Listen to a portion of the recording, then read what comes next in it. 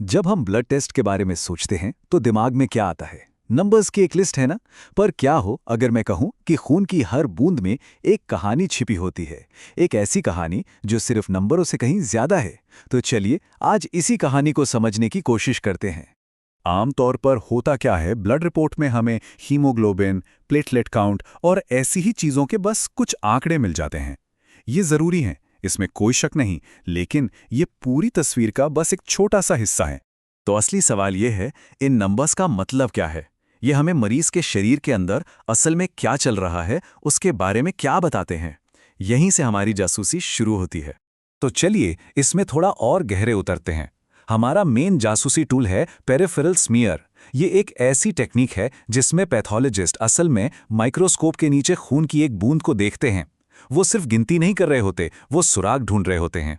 Sales का shape कैसा है, साइज क्या है, इन्हीं में सारे सबूत छिपे होते हैं। अपनी जांच का पहला पड़ाव है रेड ब्लड सेल्स, यानी लाल रक्त कोशिकाएं। ये हमारे शरीर में ऑक्सीजन पहुंचाने वाले छोटे छोटे डिलीवरी एजेंट्स हैं और इनके पास बताने के लिए बहुत कुछ होता है। जरा सोचिए, आप माइक्रोस्कोप में देख रहे हैं और आपको नॉर्मल गोल लाल सेल्स की जगह छोटी छोटी फीके रंग की सेल्स नजर आती हैं। ये है हमारा पहला बहुत जरूरी सुराग। मेडिकल भाषा में इस सुराग को कहते हैं हाइपोक्रोमिक माइक्रोसिटिक। हाइपोक्रोमिक मतलब कम रंग और माइक्रोसिटिक मतलब छोटा साइज। देखा, नाम में ही सब कुछ है। और ये सुराग सीधा सीधा एक बहुत ही आम प्रॉब्लम की तरफ इशारा करता है, आयरन की कमी। मतलब सिर्फ इस एक विजुअल क्लू से डॉक्टर को पता चल जाता है कि प्रॉब्लम क्या है, और बस हमारा एक केस सॉल्व हो गया। अच्छा, अब एक दूसरा सीन देखते हैं। इस बार माइक्रोस्कोप में आपको नॉर्मल से बड़ी और गोल की जगह थोड़ी अंडाकार सेल्स दिखती हैं। ये एक बिल्कुल अलग कहानी बताती हैं। इन्हें कहते हैं मैक्रो ओवेलोसाइट्स। मैक्रो यानी बड़ा और ओवेलो मतलब अंडाकार। नाम से ही सेल की पूरी पहचान पता चल जाती है। और ये क्लास 6 साइन है विटामिन B12 या फोलेट की कमी का। देखिए कैसे सिर्फ सेल का शेप बदलने से पूरी कहानी ही बदल गई। यहां आयरन देना बिल्कुल काम नहीं करेगा। सही इलाज के लिए सही वजह जानना कितना जरूरी है। अब एक ऐसा सुराग जो किसी भी डॉक्टर का ध्यान अपनी तरफ तुरंत खींच लेता है। ये हैं टूटी हुई बिखरी हुई सेल्स। कुछ तो छोटे छोटे हेलमेट जैसी दिखती हैं। ये एक बहुत बड़ी वार्निंग का साइन है। इन टुकड़ों को कहते हैं शिस्टोसाइट्स। इनका दिखना ये बताता है कि रेड ब्लड सेल्स किसी वजह से टूट रही हैं, जो कि बिल्कुल भी नॉर्मल नहीं है। ये हीमोलिसिस नाम की कंडीशन की तरफ इशारा करता है, जहां शरीर में ब्लड सेल्स बहुत तेजी से खत्म हो रही हैं। ये एक मेडिकल इमरजेंसी हो सकती है। तो सोचिए, एक नज़र में मिला ये सुराग जिंदगी और मौत का सवाल बन सकता है। चलिए अब आगे बढ़ते हैं। रेड सेल्स ने तो अपनी गवाही दे दी। अब बारी है हमारे अगले गवाहों की, वाइट ब्लड सेल्स। ये हमारे शरीर के इम्यून सिस्टम के सोल्जर हैं और इनके पास भी अपनी कहानी होती है। अब देखिए, यहां दो अलग अलग गवाह हैं।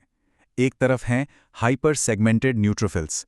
ये ऐसे सोल्जर्स हैं जिनके पास ठीक से बनने के लिए ज़रूरी सामान नहीं है, जो हमें फिर से B12 की कमी की तरफ ले जाता है।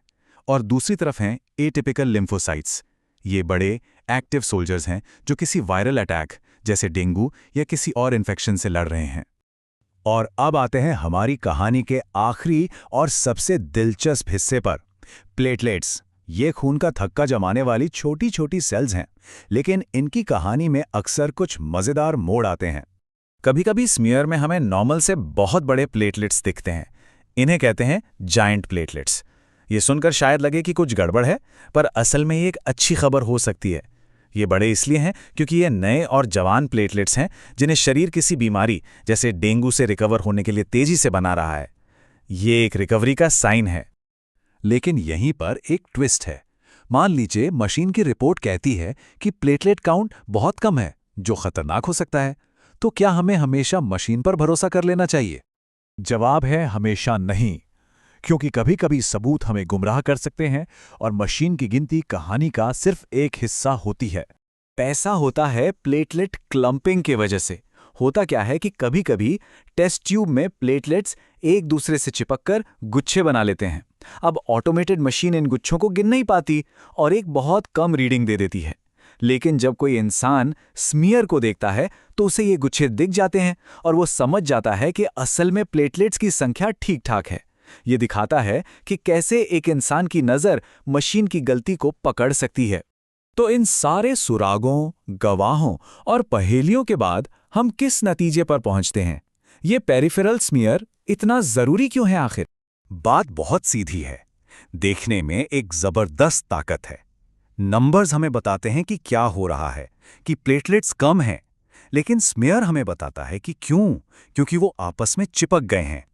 ये विजुअल सबूत हमें सिर्फ हेडलाइन नहीं बल्कि पूरी कहानी देखने में मदद करता है। ये सिर्फ डेटा नहीं है, ये सही डायग्नोसिस है।